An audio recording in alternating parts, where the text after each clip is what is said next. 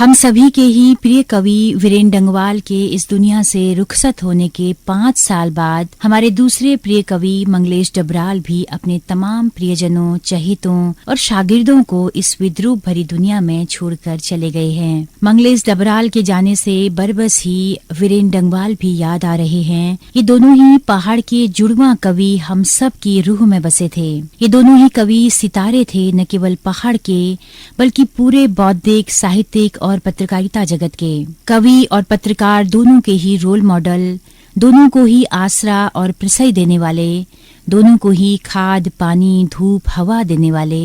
इन दोनों कवियों को ही अपनी जन्मभूमि से पलायन करना पड़ा, लेकिन उनकी रचनाओं में पहाड़ से खुद के बिछोह का दर्द जहां हमेशा उभरता रहा, वहीं पहाड़ के दर्द को भी उन्होंने एक मुकम्मल आवाज दी। वीरेंद्र ने राम सिंह जैसी रचना के जरिए फौज में जाने वाले पहाड़ी की मनोस्थिति को पूरी तरह से इस रचना में उड़ेल डाला, एक साफ दृष्टिकोण और दिशा के साथ में। तो वहीं मंगलेश डबराल इस कविता के जरिए कितने तंज एक साथ कर जाते हैं। पहाड़ पर चढ़ते हुए तुम्हारी सांस फूल जाती है, आवाज भर्राने लगती है, तुम्हारा कद भी घिसने लगता है, पहाड़ तब भी हैं जब तुम नहीं हो। ये दोनों ही लोगों ने कविता के जरिए जहां लोगों के भीतर की मानवीय संवेदनाओं को जगाने का काम किया, तो वहीं अखबार और पत्र पत्रिकाओं को मानवीय संवेदनाओं भरी खबरें भी दी।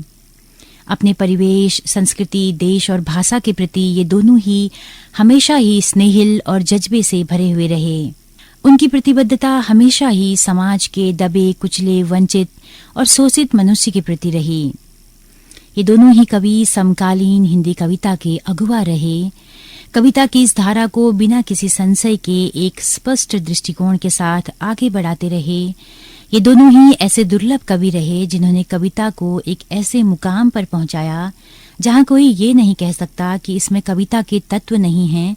ये एक वैचारिक लेखन है। जनवाद के विचार के साथ रहते हुए आमजन के मुद्दों को, उनके बिंब और प्रतीकों को उठाते हुए उन्होंने कविता को उसकी उच्चतर अवस्था दी। जितने कवि ये थे उतने ही पत्रकार और संपादक भी। मुख्यधारा की प्रिंट पत्रकारिता में इन दोनों के ही योगदान को नहीं भुलाया जा सकता। कितनी ही पीढ़ी पत्रकारों की तैयार की। वीरेंद्र अपनी उम्र से कहीं ज्यादा पहले चल दिए और अब मंगलेश दा भी बिना उम्र के उस पड़ाव को गुजारे जहां वो कविता को अपना सर्वोत्तम देते यकायक चल दिए हैं। उनके जाने से देश भर के कवि, पत्रकार, लेखक और जनसंघर्षों से जुड़े लोग जहां खालीपन महसूस कर रहे हैं, वहीं पहाड़ भी खुद को रीता महसूस कर रहा है। पहाड़ के दोनों ही लाल अब इस धरती के कण कण में समा गए हैं। मंगलेश डबराल के जाने पर साहित्य जगत में एक बड़ा सन्नाटा छा गया है। सोशल मीडिया और वेब पोर्टल्स पर उनके बारे में लिखने की बाढ़ सी आ गई है। हर कोई अपने अनुभव साझा कर रहा है, तरह तरह से याद कर रहा है। कोई उनकी कविता पर बात कर रहा तो कोई उन्हें कवि से बड़ा एक अनूठा पत्रकार बताता है। कोई संपादक कह रहा तो कोई उनकी गद्य रचनाओं पर बात, कोई उनके सिनेमा और संगीत प्रेम की बात तो कोई उनके अनुवादों की तारीफ। कितने सारे रूप हैं एक व्यक्ति के। समकालीन कविता की धारा के मंगलेश दा हमेशा ही समकालीन राजनीति पर दो टूक बोलते रहे। राजनीति के स्याह पक्ष को अपनी बातों में, रचनाओं में बेबाकी के साथ लाते रहे। उनके जाने पर आपका अपना रेडियो हेलो हल्द्वानी कैसे उन्हें सलाम करे, कैसे उन्हें श्रद्धांजलि दे, बहुत कुछ लिखा और बोला जा चुका है उन पर। साहित्यिक, बौद्धिक जगत कैसे उनके जाने पर उन्हें याद कर रहा है, इसकी कुछ बानगी हम लेकर आए हैं। उनके अजीज मित्र, ब्लॉगर, वरिष्ठ कवि प्रोफेसर शिरीष कुमार मौर्य के पास चलते हैं, जो गमगीन बैठे हैं और भर्राए हुए गले के साथ कुछ रिकॉर्डिंग हमें हमारे अनुरोध पर मेल करते हैं। मंगलेश दा नहीं रहे। पिछले 2 दिनों से जिस अनिष्ट की आशंका थी वो कल शाम लगभग 7 बजे सच हो गया। एक अजीब सा एहसास है बहुत खाली होते जाने का। हमारा कुनबा घटता जा रहा है। वीरेंद्र गए, मंगलेश दा गए, बीच में बहुत सारे लोग गए, जा रहे हैं। हम एक बहुत तेजी से घटते हुए कुनबे के लोग हैं। ये जानना, ये महसूस करना बहुत कष्ट की बात है। मंगलेश जी के विषय में कुछ कहना, मंगलेश जी के लिए उनके वो जब नहीं है तो उनके विषय में कुछ कहना अपने आप में एक बहुत दिल पे पत्थर रखने वाली बात है। पहाड़ सा टूट पड़ा है। ये कोई मतलब एक व्यक्ति का हाल नहीं है। मंगलेश जी के चाहने वाले, उनकी कविता के मुरीद और व्यक्ति के रूप में उनके चाहने वाले बहुत सारे लोगों का यही आलम है आज। मंगलेश जी की यात्रा को अगर हम देखें तो काफल पानी जैसे गांव से निकलकर और इलाहाबाद और फिर दिल्ली तक का सफर उन्होंने एक श्रमजीवी पत्रकार के रूप में तय किया। इस सफर में उनकी जो कविता थी वो साथ बनी रही और विचार की दृष्टि से देखें, गौर करें तो पाएंगे कि वे एक प्रतिबद्ध कवि थे जो जीवन के सामान्य प्रसंगों और पात्रों में अपनी कविता के उत्स खोजते थे और फिर उन्हें विचार की रोशनी देकर हमारे आगे रख दिया करते थे। वे बहुत मुखर नहीं थे, कम बोलते थे जीवन में भी, कविता में भी, लेकिन इस कम को कम आंकने की भूल नहीं करनी चाहिए। वे कम बोलते थे क्योंकि उन्हें पाठक के भीतर के संसार का आदर करना आता था और उस पर यकीन करना आता था। उनकी कविताएं कम जगह घेर कर भी एक विस्तृत फलक पा जाती थी। वे शब्दों से प्यार करते थे और उनकी कविताओं को ध्यान से पढ़ें तो शब्दों और उनमें मौजूद ताकत के लिए उनका जो समर्पण है वो साफ साफ दिखाई देता है, जैसा कि उन्होंने लिखा है और बहुत जगह इसको उद्धृत भी किया जाता है कि जहां तहां जो कुछ भी बिखरा था शोर की तरह, उसे ही मैं लिखता संगीत की तरह। एक बेहद विनम्र कवि हमारे मौजूदा परिवेश में बिखरे शोर को संगीत में बदल देना चाहता था और बदल पाया। ये शोर राजनीति के बदलते हुए धर्म का, आदमी को निकलते हुए बाजार का, एक अलग ढंग से पाशविक होते समाज का और सबसे ज्यादा अपने भीतर टूटते बिखरते इंसान का। मंगलेश डबराल ने अपने कविकर्म के लिए यही सब शर्तें और लक्ष्य तय किए थे। 21वीं सदी के आरंभ में जब साम्राज्यवाद और सर्वग्रासी भूमंडलीकरण के विरुद्ध खड़ा विचार भी घुटने टेक रहा था तो मंगलेश डबराल की कविता ताकतवरों के खिलाफ एक बयान बनकर सामने आई थी। उसमें उस विचार और दुनिया को बचा लेने की जिद रही जिसे दुनिया की संचालक शक्तियां तबाह कर देने पर आमादा है। खास बात यह है कि मंगलेश डबराल की प्रतिबद्धता, मंगलेश डबराल की राजनीति, मंगलेश जी का ये हठ, ये जिद नारे नहीं लगाती बल्कि एक कोमल और कांपती हुई लौ जैसे दिखाई देती है, जिसकी रोशनी में हम अपने चेहरे देख सकते हैं, अपने समाज के चेहरे देख सकते हैं, अपनी राजनीति के चेहरे देख सकते हैं। युवा पीढ़ी के कवियों से अगर पूछा जाए तो वो प्रोत्साहन के संदर्भ में सबसे पहले मंगलेश डबराल का नाम लेंगे। मेरे ख्याल से सबसे ज्यादा आभारी वे मंगलेश डबराल के होंगे। मंगलेश जी ने कई वर्षों तक हिंदी की नई प्रतिभाओं को पहचान कर उन्हें रेखांकित किया, उन्हें मुख्य धारा में शामिल किया, उन्हें मंच दिया। वो जिन अखबारों में रहे और जिन भी संस्थाओं में रहे और जो भी उनका सामर्थ्य रहा, उन्होंने उस पूरे सामर्थ्य से नई पीढ़ी को आगे बढ़ाने का काम किया। बहुत सारे नाम हैं, बहुत सारे लोग हैं, मैं खुद उसमें से हूँ। आज वे नहीं हैं लेकिन वे हैं और हमेशा रहेंगे हमारे भीतर। उन्होंने जो एक स्थायी जगह बनाई है उस पर वे हमेशा हमेशा रहेंगे। सोशल मीडिया पर ज्ञान पंत जब अपने मारक अंदाज में लिखते हैं कि पहाड़ की लालटेन आज बुझ गई है तो सहसा मन रुआंसा हो उदासी से भर जाता है। मन यही कह उठता है कि पहाड़ की लालटेन बेशक बुझ गई हो पर लालटेन के जरिए जो प्रकाश दिलों तक पहुंचाया है मंगलेश दा, वीरेंदा जैसे लोगों ने, वो तो आग बनकर स्थायी रूप धर चुका है। समकालीन कविता की अगली और उससे अगली पीढ़ी के कवि, पत्रकार इस आग से तपकर और बेहतर होकर इस धारा को आगे बढ़ाएंगे। जम्मू केंद्रीय विश्वविद्यालय में लिए चलते हैं दोस्तों आपको। वहां के हिंदी विभाग में एसोसिएट प्रोफेसर और आलोचक डॉक्टर शशांक शुक्ला भी अपने जुदा अंदाज में मंगलेश दा को याद कर रहे हैं। मंगलेश डबराल जी का जाना हिंदी कविता के लिए भारी क्षति है। मंगलेश जी नक्सलवाड़ी कविता आंदोलन के बाद की पीढ़ी की उपज थे। नक्सलवाड़ी कविता ने ढेर सारे कवियों को पैदा किया जिसमें चंद्रकांत देवताले, लीलाधर जगुड़ी, अरुण कमल एवं मंगलेश डबराल प्रमुख थे। मंगलेश जी की कविताओं का केंद्र जनवाद था, जनवाद यानी जनता के प्रति वैचारिक प्रतिबद्धता।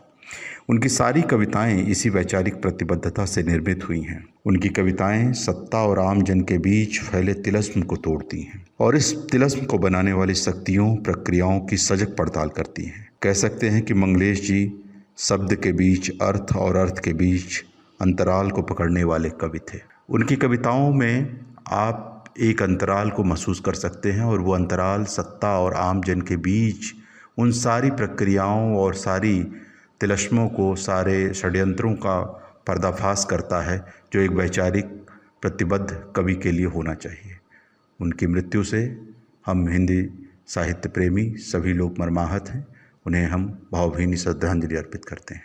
मंगलेश डबराल के अखबारी जीवन पर उत्तराखंड मुक्त विश्वविद्यालय में पत्रकारिता विभाग के निदेशक प्रोफेसर गोविंद सिंह, जो खुद भी उस वक्त नवभारत टाइम्स के रविवारी परिशिष्ट का संपादन करते थे, आइए सुनते हैं कैसे मंगलेश जी को याद कर रहे हैं। समकालीन तो कुछ देर के लिए थे, लेकिन वो हमसे बहुत सीनियर हुए, लगभग 10 साल ज़्यादा उनकी उम्र हमसे थी, और उनका अनुभव जो है वो बहुत ज़्यादा था। मतलब वो पहले अमृत प्रभात के साहित्य संपादक रह चुके थे लखनऊ में, फिर उसके बाद वो भोपाल चले गए भारत भवन में, और वहाँ भी वो पूर्व ग्रह और कला वार्ता जैसी पत्रिकाओं के संपादन में लगे।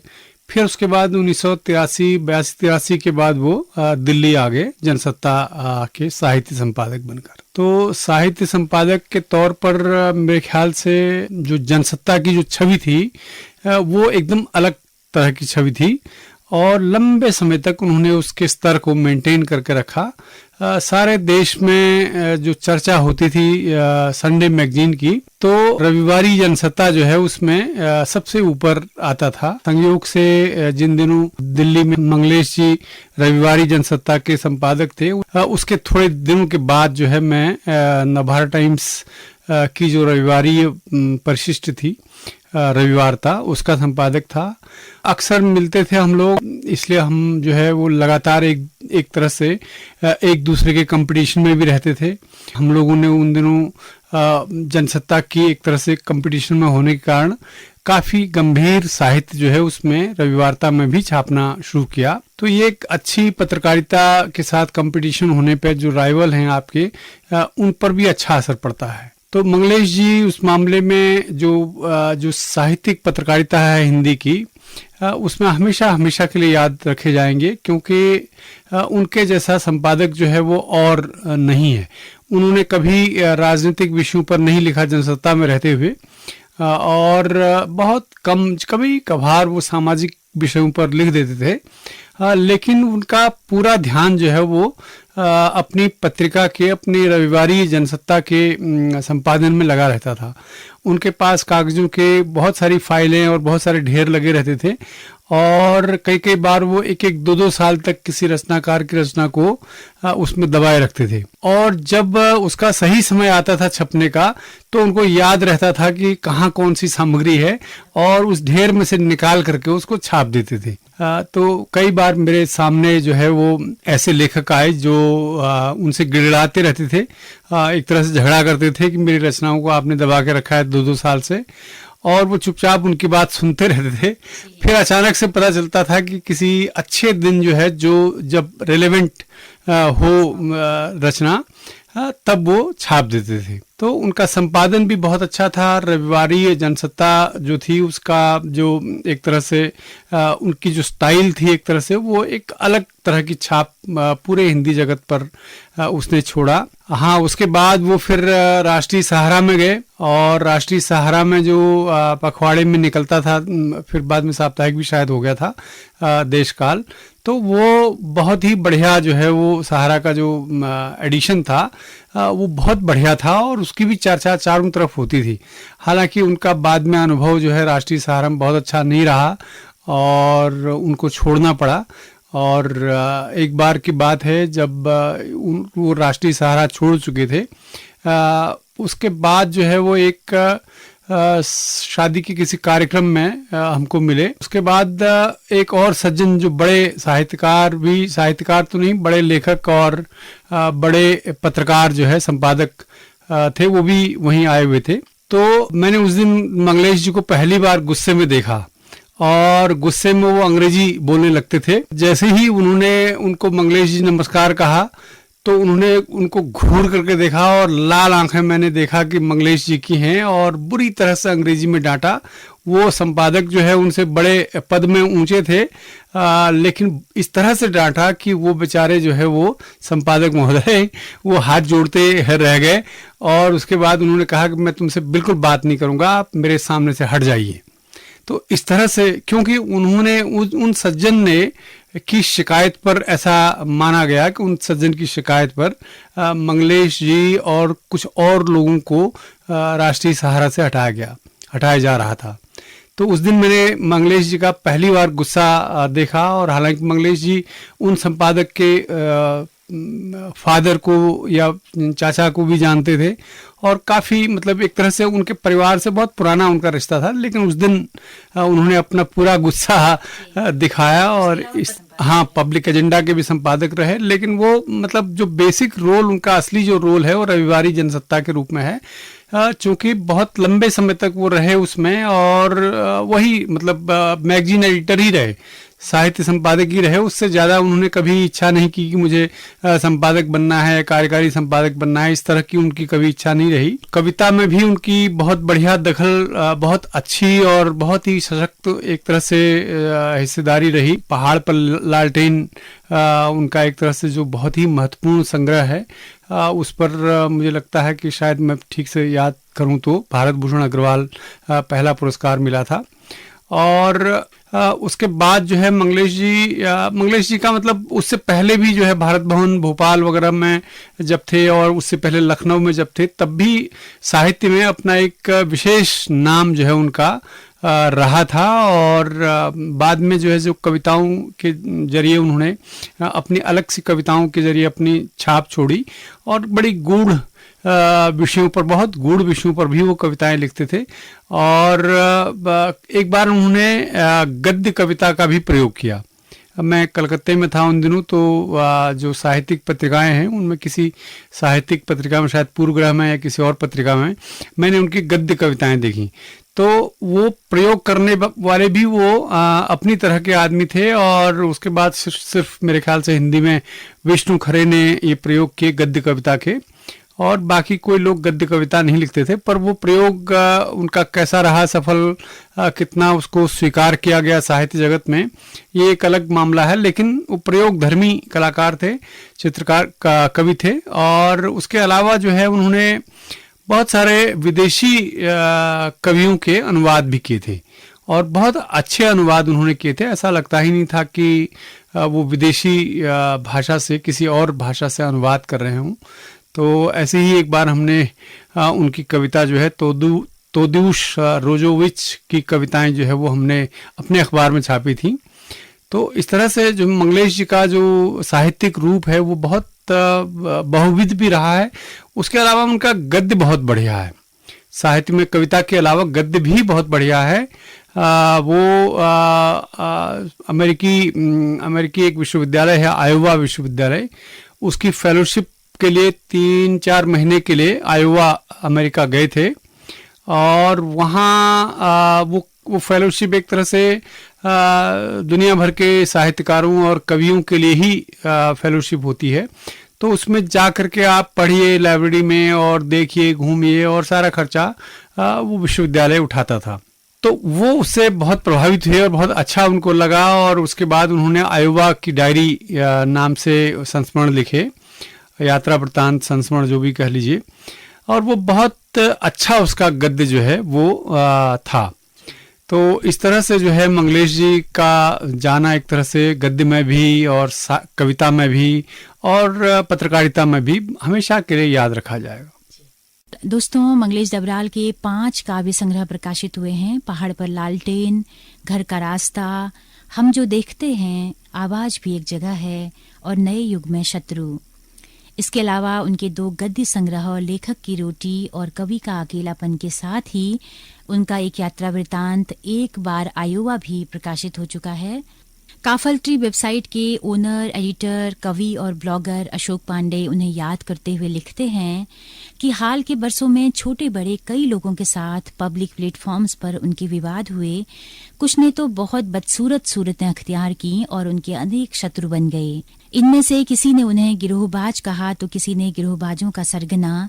ये बहुत निराश कर देने वाला था। यह और बात है कि अगर कपड़े का पुराना थैला कंधे पर टांगे दफ्तर जाने वाले, आधी पौनी जिंदगी लोकल बसों का सफर करने वाले, दुनिया भर की जबानों में अनुदित पुरस्कृत हो चुके कवि और शास्त्रीय संगीत सिनेमा के जानकार आदमी को ऐसे नामों से पुकारा जाता हो तो हर किसी को ऐसा बदमाश बनने का जतन करना चाहिए। मुझे लगता है कि बहुत ही कम लफ्जों में बहुत सारी बातें उनके बारे में अशोक जी ने उड़ेल दी हैं अपने इस लेख में।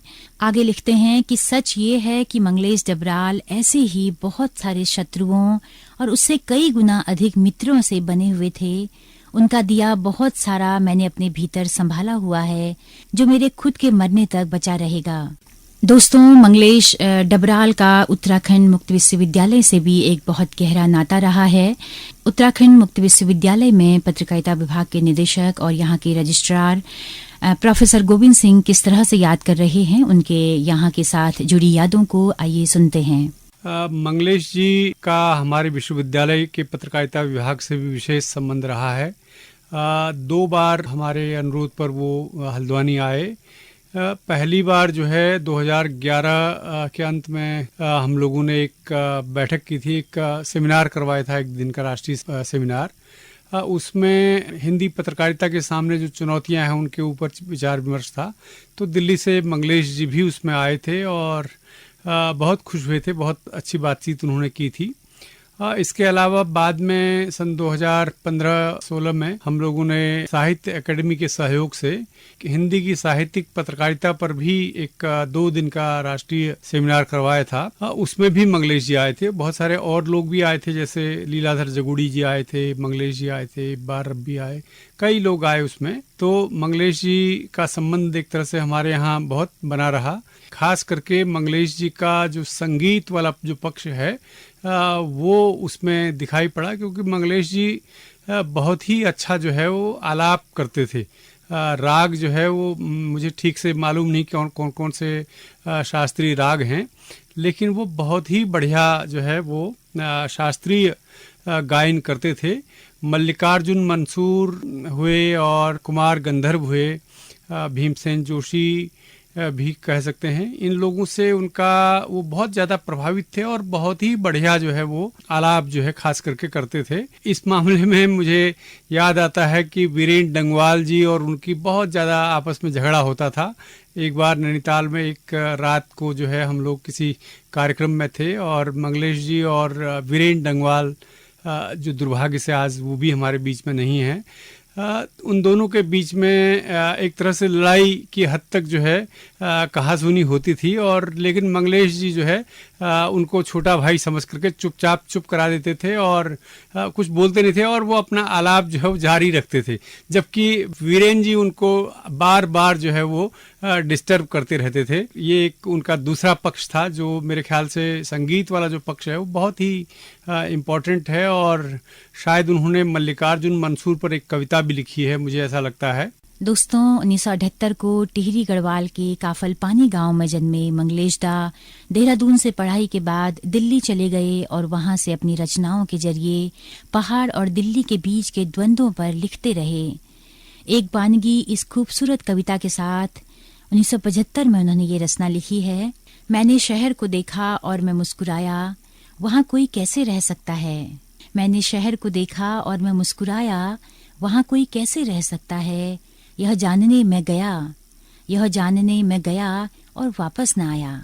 यह हमारे समय की मजबूरी भी है दोस्तों कि रोजी रोटी के मसले पहाड़ में रहकर, अपने छोटे इलाके में रहकर कई बार पूरे नहीं होते हैं। अपनी तमाम बौद्धिक ज़रूरतों के लिए भी पलायन करना पड़ता है। दोस्तों, उनकी गुमशुदा और संगतकार कविताएं हमारे मर्म को छू जाती हैं, हमारी संवेदनाओं को टटोलने लगती हैं। वास्तव में मंगलेश दा गुमशुदा हुए सांवले चेहरे वाले लोगों के हितैषी थे, मुख्य गायक के साथ संगत देने वाले नगण्य लोगों के असल हितैषी। उनकी कविता शुरू होंगी आवाजें सौंदर्य शास्त्र और कंटेंट दोनों लिहाज से कितनी खूबसूरत है। मैं चाहती हूँ कि आप लोग भी इसे सुनें। पहले एक कुत्ता भौंकेगा पास से, कुछ दूर हिनहिनाएगा एक घोड़ा। पहले एक कुत्ता भौंकेगा पास से, कुछ दूर हिनहिनाएगा एक घोड़ा।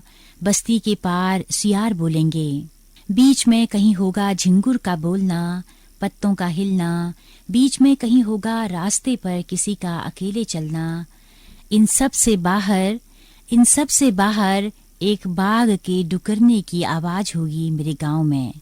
इन सब से बाहर एक बाघ के डुकरने की आवाज होगी मेरे गांव में। कविता के अंत में वो फिर अपने पहाड़ पहुंच जाते हैं और बड़े स्मार्ट अंदाज में बता जाते हैं कि बाघ के डुकरने की आवाज की पहाड़ के जनजीवन में क्या महत्ता है।